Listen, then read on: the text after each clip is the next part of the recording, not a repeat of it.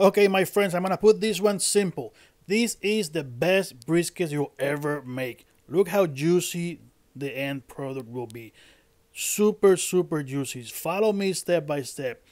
This is the best whole brisket Texas style that you will ever make. Just follow me step by step and you will get the exact same result. So we always start with a good cut of meat here. This is a brisket that I got in Costco. Angus beef, actually in Sam's Club, but you can get it in Costco and in your supermarket. Make sure you buy a good cut. Not don't go for the cheap ones. This is an Angus beef, and we're gonna just trim this a little bit. You see this fat here? I'm gonna trim it a little bit, but not too much. With a nice knife, you have to trim some of that fat, but not all. That fat's gonna be flavor, and it's also gonna protect our brisket. Angus beef, like I mentioned before, USDA choice. So go for the good one, and you will see the great results. So we're gonna trim this a little bit. Let me explain this here. This part here is a flat, and this is a point. So the flat part is a lot thinner, and the point is thicker, and it's actually two muscles with a layer of fat in between those two muscles.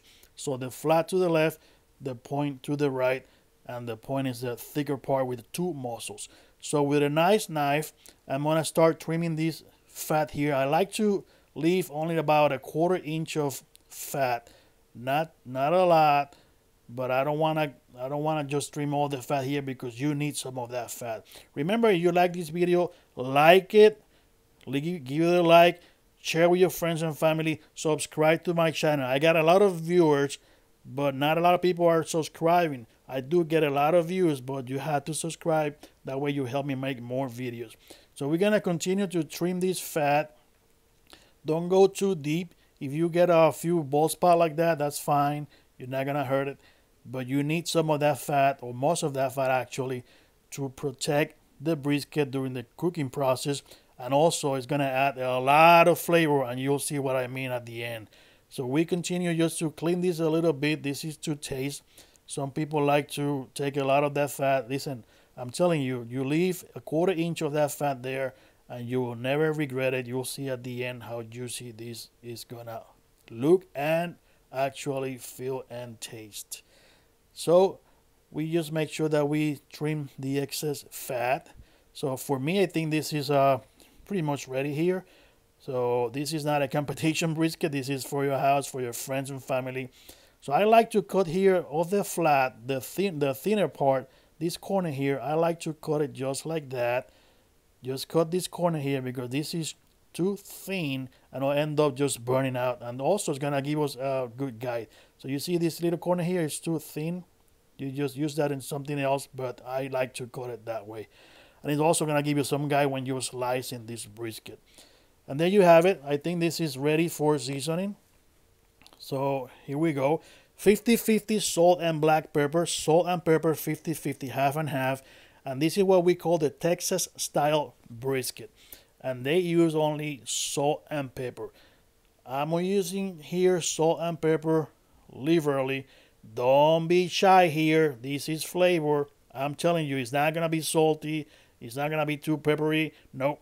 This is going to be super good. So a good coating of 50-50 salt and pepper to your taste. But I like to give it like a good coating. Listen to me. Good coating. Yeah, you got to give it a good coating on both sides. Actually, both sides and all the edges around as well. And this is what they call, again, this is what they call the Texas style brisket. So this is smoked brisket, Texas style. And they season it only with salt and pepper. And I'm telling you, that is enough in itself. This is gonna turn out to be super good. I'm gonna add a little other things, but you don't really have to. If you put a good coating of salt and pepper, and don't be shy with it, you will see that this has so much flavor. Just make sure you hit those edges well. The sides, these ridges here, make sure you hit them with a good coating of that salt and pepper as well. Don't be shy there, because this is where you're gonna get flavor all around. 360 degrees of pure flavor, Texas style brisket. There you have it. So if you leave it just like this, Like it is salt and pepper. This is what they call the Texas style. But I'm gonna add my own seasoning, just a little bit more because I like more flavor. So I'm gonna use all-purpose butcher's seasoning here. You can use any other seasoning that you like, and I'm gonna just sprinkle this on top of the salt and pepper, but not too much, just a little bit. And I like the color of this one as well. It's gonna add to that dark color at the end. So with this extra seasoning, I'm just gonna go top and bottom, and it's gonna be like a light sprinkle all over it because already the salt and pepper should be enough. But this is gonna add it a little bit more color and a little bit more flavor, and you'll see. You'll see at the end. I'm telling you, you follow me step by step. Look how pretty this actually looks. You follow me step by step, and you'll see at the end how good this is. I'm gonna try to give this about 4 hours to settle. I prefer to just do it the night before and then leave it overnight in the fridge. But about 4 hours should be enough. I'm using hickory here for my smoker. I'm using hickory wood here. You can use any other flavor of wood that you like. I just happen to like the hickory here, so you could use apple wood or any other wood chips that you like. Because I'm using the electric smoker here, I have to use these wood chips. If you have a regular smoker, then you're probably using coals or wood with a regular smoker. But I'm using this electric smoker, and you need these chips, which is wood chips, to create that smoke in there. So I'm gonna load it here on the side, preheat my smoker, and then once the smoker is preheated, I'm gonna put my brisket in there. Look at how pretty that brisket looks. 10 pounds of brisket. 10 pounds, baby. I'm gonna put this in the middle rack here. My smoker has 4 shelves, so I could do like 4 of these beautiful brisket at the same time. But I only have one, so I'm gonna put it there, right there in the middle. And don't forget your thermometer there. You wanna make sure that you put the thermometer in there in the thickest part of that meat, because you wanna make sure that you reach that target temperature 195 to 205. 195 Fahrenheit to 205. So make sure you insert that thermometer to the thickest part of the meat, and that way you monitor your internal temperature, which is the most important part. We're gonna set this for about 10 hours. We're gonna put it in 250 degrees Fahrenheit, 250 Fahrenheit, and I'm gonna put this for about 10 hours. It might be done in about 9, maybe 10 and a half. So I'm just gonna set here 10 hours, and then I'm gonna monitor. The most important thing here is not the time. Remember, it's not the time, it's the internal temperature. Just make sure you have a good thermometer that works, and you wanna reach that 195 to 205 range. So here's the smoker, and you see all the smoke coming out. That's because of the wood chips. And I'm gonna be adding new wood chips like every hour because they burn out. And the first 4 hours, I'm gonna be adding wood chips every hour, so that smoke sticks to the skin of my brisket. There you go. This is just after an hour, just 1 hour, and it's already starting to sweat. You see how it's starting to sweat out that fat? It looks so moist in there, and this is just 1 hour. So I'm gonna add more chips again, like I mentioned before.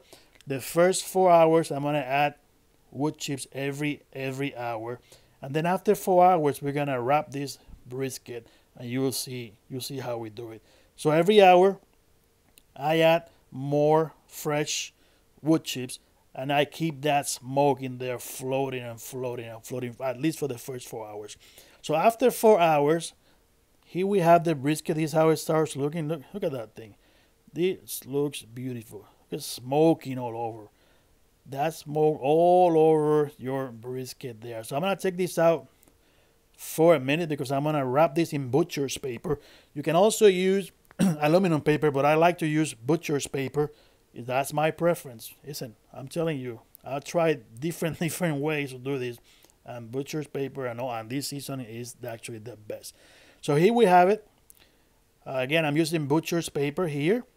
You could also use that aluminum foil, but I like to use butcher's paper for this in this case. So we're gonna try to put this beautiful brisket here in a nice wrapping, like a gift wrapping. One thing is very important here. You gotta wrap this very tight. So you wanna keep all the juices in there. So it has to be wrapped all around. If you have to use more paper to wrap it around, you use more paper. This is cheap paper, so don't be shy on your butcher's paper. The most important thing is that this has to be tight. This has to be tight to keep all the juices in there. You can also, some people actually wrap this in foil after the butcher's paper, so that way actually it's actually tighter, because the butcher paper doesn't sometimes doesn't want to keep the shape, but that's fine. As long as you wrap it like that, look at the beautiful this gift. I wish somebody will give me gift like this here and there. I'm always the person giving these briskets away. I like somebody to say, "Hey Ray, I have a brisket for you." So there you have it. So once it's wrapped beautiful like that, very tight, I'm gonna go back into the smoker for the next 5 to 6 hours. So the next 5 to 6 hours until we get to about 10 hours. Like that's the target. But like I mentioned before, make sure that the meaty part, the thickest part, is actually on top of the heat source. In this case, my heat source in the bottom, so the fat layer is down, and then the thickest part is toward that corner where the heat source is. So make sure you also put the thermometer in there. Remember, we're looking now for 195. So this is gonna monitor the internal temperature. So after about 8 hours, you gotta keep an eye on this, because it could be anywhere from 8 hours to 10 hours. And when you're gonna reach a 195, maximum 205. I like to keep it between 195 and 200 degrees Fahrenheit. That's my target. So there you go. This should be good. The thermometer is telling me that it's in the right temperature that I was looking for, about 195. So this is ready. I'm gonna take this out of my smoker here. And this is the most important part that people always forget to do, because they want to just bite into this right away. Listen, you have to let this rest. Let it rest for about 30 minutes to an hour. Listen to me again. Let it rest. Give it about 30 minutes to an hour. You've been waiting for 8 hours, 10 hours. Why not wait another 30 minutes? Wait. You're gonna see the benefits at the end. So I'm gonna put this here in the kitchen. This is ready. I'm gonna leave it there for about 30 minutes to 1 hour. Let it rest. I'm gonna try the temperature again here, just to make sure that we are in the right temperature. I was looking for 195 to 200. So I put my other thermometer here and I see 196, so I know I'm good here. You can try in different spots. So I'm gonna try another spot here. I'm gonna try another spot, and you can see it's going up. So it is 196.9, 197. Yep, this is good. This is exactly what I want it to be.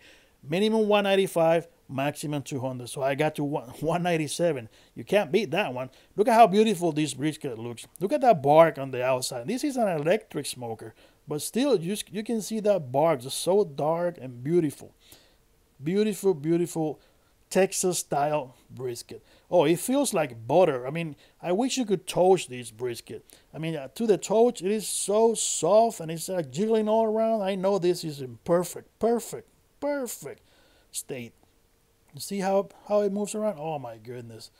So we're gonna cut it right here in the middle, in between the two muscles, in between the flat and the point, and you'll see how the juices flow here. This is after an hour of resting. I left it there for an hour, and it's still smoking hot. And look at the liquids coming out. Look at the liquids coming out from this brisket. You just press it a little bit, and my goodness, the river of liquids just comes out flowing. Look at that. Beautiful. Super, super, super beautiful. Look at that.